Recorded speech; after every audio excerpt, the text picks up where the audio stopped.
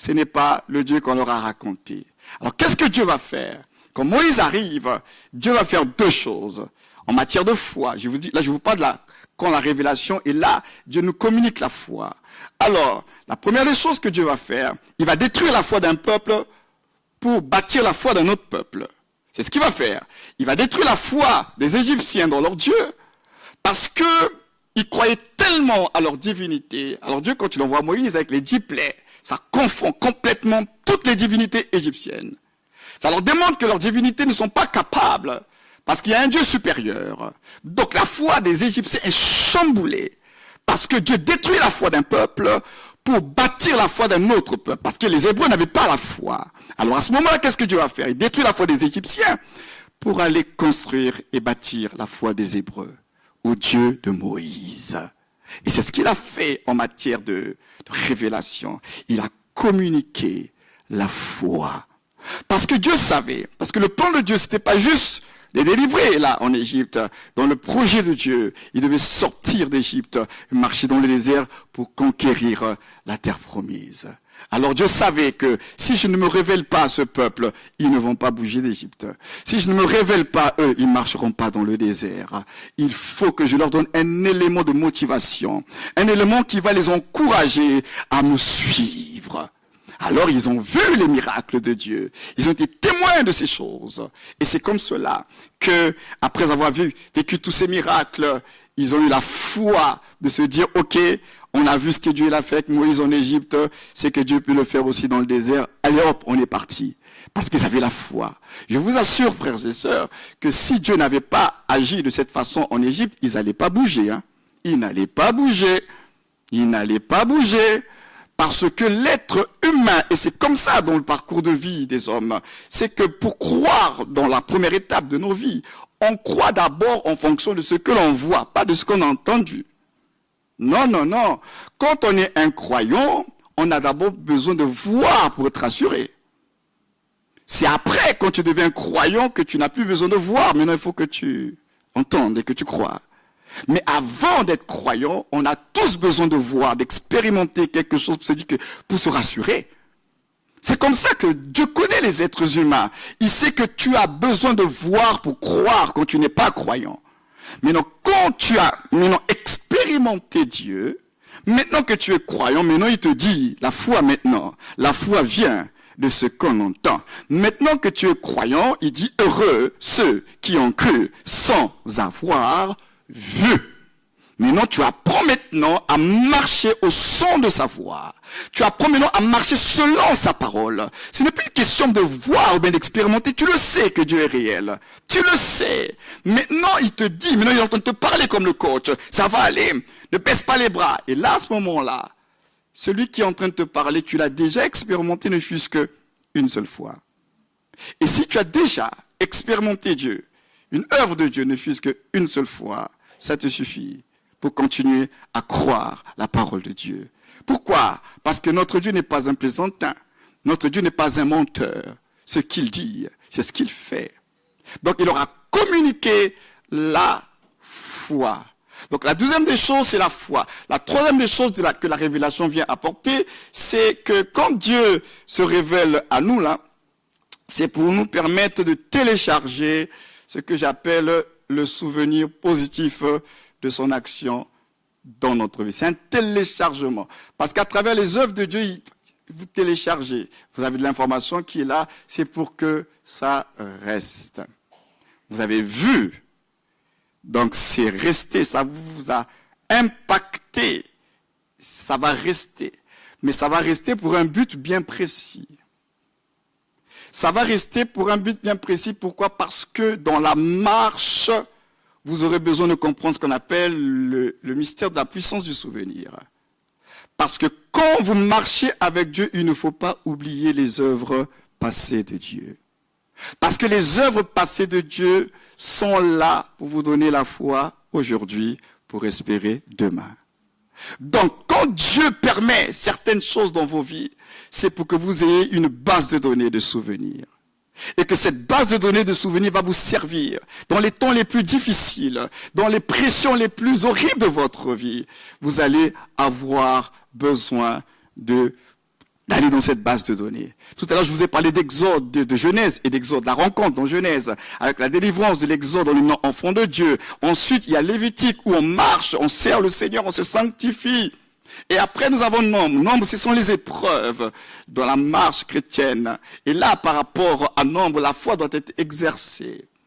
La foi doit être exercée. Et là, j'aimerais juste ouvrir une parenthèse que je vais fermer en matière d'épreuves. Vous devez savoir que quand Dieu nous éprouve, les épreuves ne sont pas là pour... c'est pas Dieu qui cherche l'information. Vous savez, il y a quelques années, on nous disait que oui, Dieu te met à l'épreuve parce que Dieu veut savoir si et si. Et puis, il y a quelques temps, le Seigneur m'a révélé que c'était pas vrai. Parce que Dieu n'a pas besoin d'une épreuve pour savoir qui tu es. Il sait qui tu es. L'épreuve ne sert pas à Dieu, l'épreuve te sert à toi.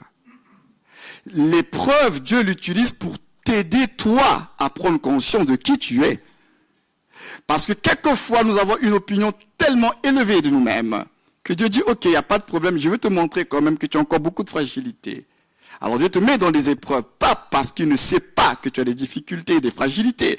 Dieu te met dans des épreuves pour que toi, tu te découvres. Tu dois te découvrir. Parce que s'il n'y a pas des épreuves, tu ne sauras pas. Parce que dans l'église, tout le monde chante, j'aime le Seigneur, je fais confiance à Dieu, j'ai l'assurance. Comment tu peux savoir que tu as l'assurance?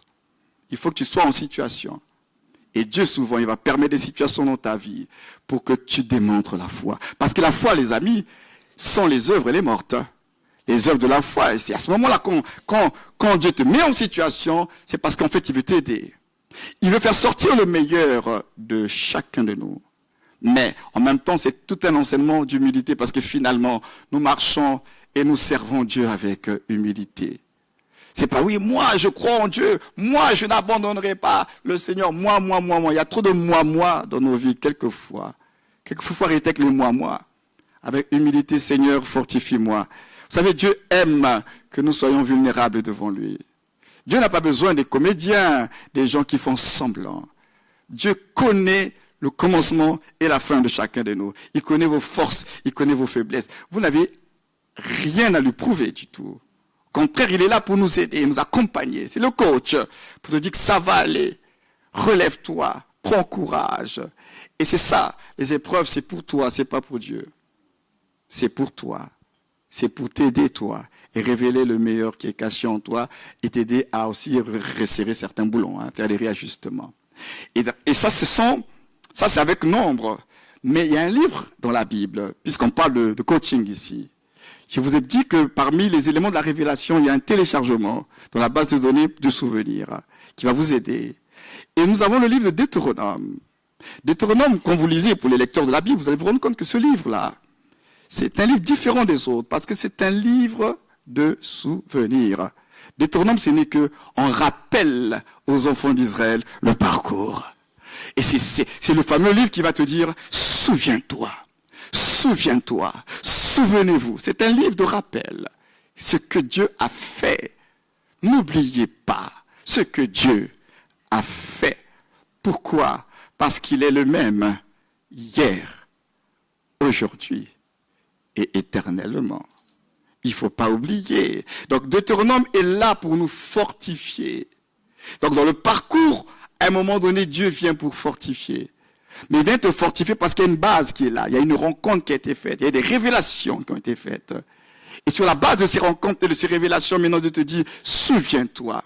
Regarde, il y a telle année, tu avais telle difficulté. J'ai intervenu pour toi. Tu as témoigné devant l'Assemblée. Cette situation, ce nouveau défi, je suis capable encore de te faire sortir de là. Ne baisse pas les bras. N'abandonne pas. Ne te décourage pas. Je suis ton Dieu. Je suis avec toi. Donc tu rentres dans la base de données du souvenir. Et tu dis, bah tiens, c'est vrai, il avait fait hier. Alors si Dieu l'avait fait hier, pourquoi je me décourage aujourd'hui? Dieu fait des choses pour ne pas qu'on se décourage aujourd'hui, justement. Donc tu rentres dans la base de données du souvenir, tu dis, bah, Dieu, il avait déjà fait. Il avait déjà fait. C'est pourquoi vous allez voir dans la Bible, David a vécu quelque chose avec Dieu. Et ce que David a vécu, c'est que David a vu Dieu lui donner de la capacité face à un ours et à un lion. Et il a vu comment Dieu l'a délivré. quand il se retrouve dans le défi de Goliath, David est rentré dans sa base de données du souvenir. Et en rappelant au roi Saül, il dit, ton serviteur, il est en train de paître les troupeaux de son père. Il dit, mais quand un lion, venez, un ours, venez, je courais, j'arrachais la brebis de sa gueule. Et il dit que le Dieu, il sait que ce qui s'est passé, c'était Dieu. Il dit, le Dieu qui m'a donné cette capacité, c'est le même Dieu qui lui permettra de terrasser Goliath. David est rentré dans le souvenir. Il s'est souvenu de ce qu'il a vécu avec Dieu. Il s'est souvenu de ce que Dieu a fait. Et ça lui a donné la foi aujourd'hui de se dire, même devant ce défi, je ne baisse pas les bras. Parce que si Dieu m'a permis de vaincre l'ours et le lion, il peut le faire également avec ce géant. Donc c'est important de ne pas oublier les œuvres passées de Dieu. Parce que les œuvres passées de Dieu sont là pour fortifier justement notre foi. Ça va te fortifier. Mais les œuvres passées de Dieu, pas seulement ce que Dieu a fait de façon directe avec toi. Parce que quelquefois, nous les chrétiens, on est très égoïstes et tellement centrés sur nous-mêmes. Et Dieu aussi, quelquefois, il fait en sorte qu'il y a des choses dans ta vie que tu ne vas pas voir parce que tu crois qu'il doit toujours passer par toi. Ce que tu dois savoir, c'est qu'il y a ce que Dieu fait en toi, par toi, pour toi et autour de toi. Et souvent, nous avons du mal à avoir de la foi par rapport à ce que Dieu fait autour de nous. On minimise ce que Dieu fait autour de nous parce qu'on veut qu'il fasse toujours par nous. Et quelquefois, Dieu ne va pas faire par toi, mais Dieu va faire chez le voisin. Et quand Dieu va le faire chez le voisin, ce n'est pas parce que Dieu ne t'aime pas. C'est parce que si c'est la main de Dieu qui agit chez le voisin, c'est pour t'envoyer le message, pour dire que si je l'ai fait avec lui, je peux aussi le faire pour toi. Ne te décourage pas. Je suis vivant. Je suis puissant. Donc tu es exposé à la toute-puissance de Dieu, pas seulement de façon directe dans ce que Dieu fait pour toi, mais également dans ce que Dieu fait autour de toi. Apprenons aussi à célébrer, à apprécier ce que Dieu fait dans la vie des autres. Parce que si tu attends seulement ce que Dieu va faire dans ta vie, tu vas attendre longtemps. Quelquefois, Dieu dit, mais apprends déjà à célébrer ce que je fais aussi pour les autres. C'est le même Dieu qui travaille. C'est le même Dieu qui opère. Voilà pourquoi je vais terminer en disant ceci, que, vous savez, les enfants d'Israël, pour sortir, quand ils devaient faire la marche dans le désert, et la tribu qui avait une bannière particulière et qui ouvrait le chemin, c'était la tribu de Juda. Et Juda veut dire louange. Donc quand ils marchaient dans le désert, avec la bannière, ils avaient la bannière, mais la bannière de la première tribu qui était là, qui ouvrait le chemin, c'était Juda. Et la louange, c'est pas que de la musique, c'est pas que des danses. Hein. La louange, d'abord, c'est le fruit de nos lèvres qui confessent d'abord la grandeur de son nom. C'est d'abord ça, le reconnaître dans sa grandeur. Et Dieu veut qu'on apprenne finalement dans cette marche et dans ce parcours à reconnaître la grandeur de son nom. De telle sorte que quand tu es focalisé sur la grandeur de son nom, dans ce qu'il incarne, alors quand tu seras face à certains défis, certaines difficultés, alors tu ne vas pas être en mode panique, sauf qui peut, qu'est-ce que je vais devenir? Mais tu te souviendras qu'il y a un Dieu grand, puissant, qui est avec toi. C'est pourquoi Jésus a dit, il était prêt à partir, il était le pilier, le soutien de ses disciples. Mais nous sommes dans Jean 14, ici, à partir du verset 16 à 18. Il était le pilier, il était prêt à partir, avec la tristesse qui était là. Mais il commence au verset 1er de Jean 14, il dit que votre cœur ne se trouble point. Parce qu'il sentait de la tristesse, il allait partir. Il dit, croyez en Dieu, croyez en moi. Et ensuite, à partir du verset 16, il leur présente quelqu'un. Il dit, je m'en vais, mais il y a quelqu'un, je ne vous laisserai pas orphelin. Le Saint-Esprit, il est là. Je vous laisserai le consolateur. Je ne vous laisserai pas seul. Vous avez le consolateur. Jésus n'est plus là physiquement, mais nous avons le consolateur, le Saint-Esprit. Il est là. Alors, le consolateur, c'est allos parakletos, c'est-à-dire l'autre moi-même. Alors, l'autre moi-même, il va vous consoler comme je vous ai consolé. Il va vous fortifier comme je vous ai fortifié. C'est pourquoi parlons du Saint-Esprit, dit quand il viendra, il dit, il vous rappellera mes paroles. Le Saint-Esprit. Donc, frères et sœurs, j'aimerais dire à quelqu'un, tu n'as pas raison d'abandonner. tu n'as pas raison d'abandonner. Si tu as déjà été témoin de ce que Dieu a fait, ne fût-ce qu'une seule fois dans ta vie, ça te suffit. C'est le socle pour ta foi. Parce que si Dieu a fait hier, il peut le faire aujourd'hui. Notre responsabilité, c'est de lui faire confiance. C'est de croire que Dieu fera ce qu'il a prévu de faire. N'oublie pas, ta vie fait partie d'un plan et d'un projet. Dieu n'est pas en train de réfléchir sur ce qu'il va faire de ta vie. Il a déjà prévu toutes choses. Parce que tout a été conçu en lui, depuis l'éternité. Le temps n'est que le moyen d'expression, la manifestation de ce que Dieu a conçu en lui. Dieu ne cherche pas ce qu'il va faire de ta vie, il sait déjà. Nous devons, nous, apprendre à lui faire confiance, à avoir la foi tout simplement. Parce qu'il a dit, mon juste vivra par la foi. Mais s'il se retire de moi, mon âme ne trouve aucun plaisir en lui. Hébreux 10, 38. Mon juste vivra par la foi. Nous n'avons pas le choix, les amis, c'est de lui faire confiance. Il est le papa responsable. Il est le Dieu fidèle et véritable. C'est pas parce que tu ne vois rien qu'il n'y a rien qui se passe. Ta vie est entre ses mains. Et le projet de Dieu pour ta vie, c'est un projet de paix et non de malheur. Alors tu as des raisons d'espérer et de continuer à espérer. C'est pourquoi il nous dit ce matin, je suis inclus dans ce message. Il te dit, fortifie-toi et prends courage. La route est encore longue, mais fortifie-toi, car je suis avec toi. Alléluia. Alors est-ce qu'on peut juste se mettre debout? On va prier pour cela. On va prier le Dieu qui nous fortifie ce matin. Le Dieu qui ne veut pas que tu baisses les bras. Le Dieu qui ne veut pas que tu te décourages. Alors je ne sais pas, ce message était pour qui. Peut-être qu'il y a des personnes beaucoup plus concernées que d'autres. Peut-être que tu étais prête à prendre une mauvaise décision, une décision radicale. Peut-être que tu étais prête à tout lâcher. Et le Seigneur a envoyé cette parole pour te dire, fortifie-toi, ne te décourage pas, n'abandonne pas, parce que je suis avec toi. Je suis avec toi. Tu n'es pas seul. J'aimerais dire à quelqu'un ce matin, tu n'es pas seul. Tu as l'impression que tu es seul. Ce n'est qu'une impression. Mais la réalité et la vérité spirituelle, c'est que tu n'es pas seul. Le Seigneur est avec toi. Il a dit, voici, je suis avec vous tous les jours, jusqu'à la fin du monde. Jésus est avec toi. Le Père est avec toi. Le Saint-Esprit est avec toi. Tu n'es pas seul. Tu es connu et reconnu par Dieu. Alors, j'aimerais tout simplement que tu rendes grâce à ce Dieu-là, qui t'a aimé, qui t'aime encore, qui a des projets de paix pour toi, et qui ne veut pas que tu restes en bas, et qui ne veut pas que tu restes découragé, mais qui veut que tu puisses relever ta tête pour continuer à avancer et à espérer en lui. Oui, dis à ton Dieu, Seigneur, j'ai besoin de toi. J'ai besoin de toi, Seigneur. Je ne veux pas lâcher, je ne lâcherai pas.